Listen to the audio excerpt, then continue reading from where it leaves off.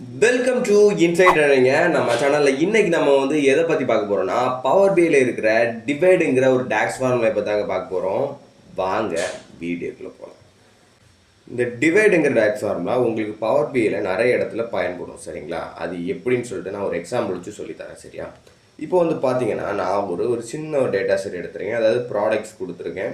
அது எவ்வளோத்துக்கு சேல்ஸ் ஆகிருக்கு, அந்த ப்ராடக்ட்டில் நமக்கு எவ்வளோ ப்ராஃபிட் இருக்குது அப்படின்னு சொல்லிட்டு ஒரு சின்ன ஒரு டேட்டா நம்ம கொடுத்துருக்கோம். சரிங்களா? இப்போ நான் என்ன கண்டுபிடிக்க போகிறேன்னா இந்த ப்ராடக்ட்ஸுடைய ப்ராஃபிட் மார்ஜின் கண்டுபிடிக்க போகிறேன். சரிங்களா? ப்ராஃபிட் மார்ஜின் கண்டுபிடிக்கிறதுக்கான ஃபார்முலா என்னன்னா ப்ராஃபிட் டிவைடட் பை சேல்ஸ். சரிங்களா? சிம்பிளான ஒரு ஃபார்முலா தான். அதை நம்ம எப்படி கண்டுபிடிக்க போகிறோம்னா நியூ காலம் ஒன்று கிரியேட் பண்ணிப்போம். அதாவது கால்குலேட்டட் காலம். சரிங்களா? நியூ கால்குலேட்டட் காலம் ஒன்று கிரியேட் பண்ணிக்கலாம். இதை பற்றின கால்குலேட்டட் காலத்தை பற்றின ஒரு தனி வீடியோ நான் ஆல்ரெடி அப்லோட் பண்ணியிருக்கேன். மேலே லிங்க் கொடுக்குறேன், வேணா செக் பண்ணி பார்த்துக்கோங்க. சரிங்களா? இப்போ இந்த கால்குலேட்டர் காலத்துக்கு நான் என்ன பேர் வைக்க போகிறேன்னா ப்ராஃபிட் மார்ஜினே நம்ம பேர் வைப்போம். சரிங்களா? ப்ராஃபிட் மார்ஜின் நான் பேர் வச்சிட்டேன். இப்போ இதில் என்ன கண்டுபிடிக்க போகிறோம்னா நம்மளுடைய formula profit divided by sales. இல்லையா? இப்போ ப்ராஃபிட் டிவைடுக்கு நம்ம இந்த ஸ்லாஷ் சிம்பிள் யூஸ் பண்ணாலே நமக்கு டிவைட் ஆகிடும். சரிங்களா? ப்ராஃபிட் டிவைடட் பை சேல்ஸ், அவ்வளோதான். இப்போ நான் சேல்ஸ் கொடுத்துட்டேன். ஓகேங்களா? இப்போ நம்மளுடைய ஃபார்முலா க்ளீனாக இருக்கு இல்லையா? ப்ராஃபிட் டிவைடட் பை சேல்ஸ் கொடுத்துட்டேன். இப்போ நான் என்ன பண்ண போகிறேன்னா என்ட்ரு கொடுக்க போகிறேன்.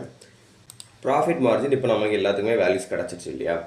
இப்போ பார்த்தீங்கன்னா டெசிமல் பாயிண்ட்ஸ் மட்டும் கொஞ்சம் அதிகமாக இருக்குது. அதை வேணால் நம்ம கரெக்ட் பண்ணிக்கலாம். மேலே இதில் போயிட்டு ஆட்டோ இருக்குல்ல, அதை ஆட்டோ மாற்றிக்கிட்டு ஒரு 2 கொடுத்தீங்கன்னா உங்களுக்கு 2 டெசிமல் பாயிண்ட்ஸில் நமக்கு இது கரெக்ட் ஆகிடும். சரிங்களா? ப்ராஃபிட் மார்ஜின் இப்போ நீங்கள் பாருங்கள் எல்லாத்துக்குமே வேல்யூஸ் இருக்குது. 0.19, 0.118, 0.77, 0.20 அப்படின்னு சொல்லி எல்லாத்துக்குமே வேல்யூஸ் இருக்குது.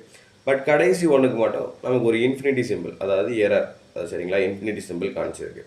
ஏன் இன்ஃபினிட்டி சிம்பிள்னா இங்கே என்ன நடந்திருக்குன்னா ப்ராஃபிட் டிவைடட் பை சேல்ஸ், அப்படி தானே 500 டிவைடட் பை 0. ஓகேங்களா? நமக்கு தெரியும் எந்த நம்பரையுமே நம்மளால் 0வால் டிவைட் பண்ண முடியாது. சரிங்களா? 0வால் டிவைட் பண்ணிங்கன்னா அதனால் உங்களுக்கு இங்கே இன்ஃபினிட்டி எரர் காமிச்சிருக்கு. சரிங்களா?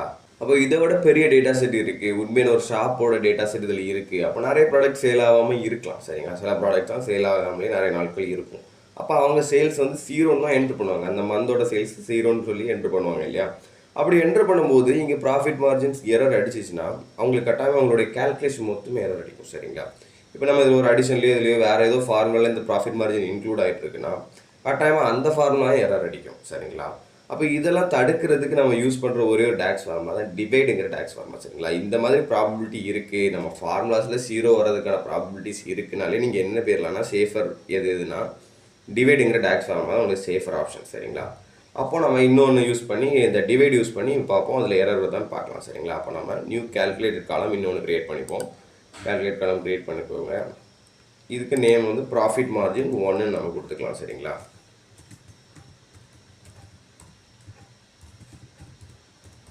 ஓகேங்களா? ப்ராஃபிட் மார்ஜின் 1 நேம் கொடுத்துட்டேன். இப்போ நம்ம டிவைடுங்கிற இதே ஃபார்முலா தான், ஆனால் டிவைடுங்கிற டாக்ஸ் ஃபார்முலா வச்சு யூஸ் பண்ணுறோம். ஓகேங்களா? அப்போ டிவைட் அப்படிங்கிற டாக்ஸ் ஃபார்முலா யூஸ் பண்ணுறோம். கொடுத்துக்கோங்க. இப்போ நம்ம ஃபஸ்ட்டு இந்த சிண்டெக்ஸ் பார்த்துக்கோங்க. நியூமரேட்டர் கேட்குது. நம்ம நியூமரேட்டரில் என்ன கொடுத்தோம்? ப்ராஃபிட் தான் நியூமரேட்டரில் வரும் இல்லையா? Numerator divided by denominator. அப்போ வந்து ப்ராஃபிட் டிவைடட் பை சேல்ஸ். ஓகேங்களா? ஃபஸ்ட் அப்போ ப்ராஃபிட் நியூமரேட்டரில். ஓகேங்களா?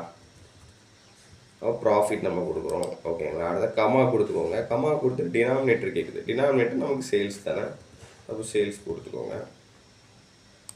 ஓகேங்களா? இப்போ வந்து நமக்கு முடிஞ்சிச்சு. Denominator numerator divided by denominator, அதாவது ப்ராஃபிட் டிவைடட் பை சேல்ஸ். இதுதான் வந்து ஃபார்முலா. அதுக்கப்புறம் இன்னும் ஒரு சிண்டெக்ஸ் கேட்குது, அதாவது ஆல்டர்னேட்டிவ் ரிசல்ட் கேட்குது. அதோடைய அர்த்தம் என்னென்னா இப்போ இந்த ரெண்டுத்தையும் டிவைட் பண்ணி ஒரு வேல்யூ, கரெக்டான வேல்யூ கிடச்சிடுச்சுன்னா அவுட்புட்டில் கொடுத்துரும். ஓகேங்களா? சப்போஸ் இன்கேஸ் இந்த மாதிரி ஏதாவது இன்ஃபினிட்டியோ ஏதாவது எரரோ இது டிவைட் பண்ணும்போது கிடச்சிச்சின்னா அதுக்கு பதிலாக இதை நான் கொடுக்குறதுக்கு பதிலாக இதை கொடுக்கும். சரிங்களா? ஆல்டர்னேட்டிவ் ரிசல்ட்டை கொடுக்கும். சரிங்களா? எரர் வராத வரைக்கும் இதுக்கு என்ன, இது ரெண்டுத்தையும் டிவைட் பண்ணி என்ன ஆன்சர் கிடைக்குதோ அதை தான் கொடுக்கும். எப்போ எரர் அக்கர் ஆகுதோ அப்போ இந்த ஆல்டர்னேட்டிவ் ரிசல்ட்டை அவுட்புட்டாக கொடுக்கும். ஓகேங்களா? அவ்வளோதான் விஷயம். இப்போ ஆல்டர்னேட்டிவ் ரிசல்ட்டில் நமக்கு என்ன கொடுத்தா போதும்? சேல்ஸ் 0னா ப்ராஃபிட் மார்ஜினும் 0. அப்போ நம்ம 0 கொடுத்தா போதும். ஓகேங்களா? இன்னொரு விஷயம், இதில் நீங்கள் எப்போவுமே ஒரு நம்பர் தான் என்ட்ரு பண்ணி ஆகணும். ஏதாவது ஒரு டெக்ஸ்ட்டோ ஏதாவது வந்து என்ட்ரு பண்ணக்கூடாது. சரிங்களா? இந்த சிண்டெக்ஸில். ஓகேங்களா? ஏன்னா டிவைடுங்கிறது நம்பர் அதை யூஸ் பண்ணி பண்ணுறதுனால இதில் வந்து நீங்கள் எந்த டெக்ஸ்ட்டுக்குமே அலோடு இல்லை. ஓகேங்களா? இப்போ நமக்கு இதில் 0 தான் வரணும். ஓகேங்களா? அப்போ நான் ப்ராக்கெட்டை க்ளோஸ் பண்ணிட்டேன். இப்போ நான் என்ட்ரு கொடுக்குறேன் பாருங்கள்.